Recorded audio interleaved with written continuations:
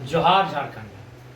अभी सूचना मिली माननीय मुख्यमंत्री के नेतृत्व में विस्थापन आयोग, पुनर्वास आयोग का गठन हो गया है। इसके लिए सबसे पहले पूरे राज्यवासियों को शुभकामनाएं।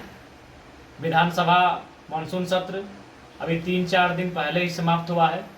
28 तारीख को मानसून सत्र के अंतिम दिन गैर सरकारी संकल्प का विषय था, जिसमें मेरा विषय पुनर्वास आयोग और विस्थापन आयोग के गठन की मांग को लेकर था।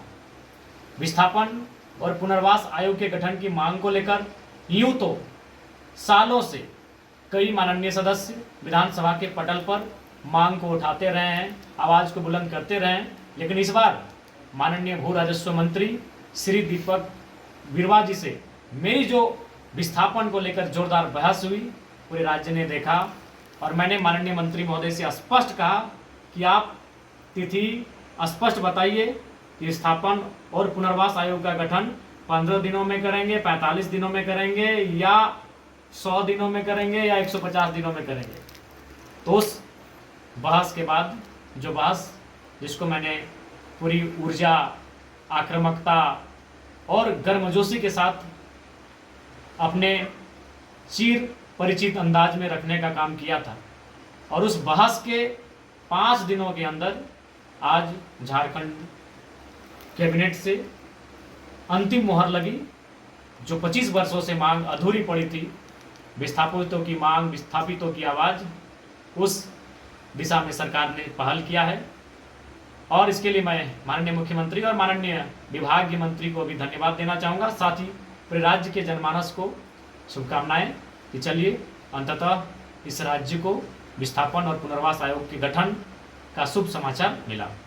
रूट हल्का सा राज्यवासियों को शुभकामनाएं, और साथ ही प्रवासी मजदूरों को भी पैकेज दिया गया, विशेष पैकेज दिया गया जो करोड़ों का पैकेज है। इस पर भी मैंने 3 बार विधानसभा में सवाल किया था, बहस किया था।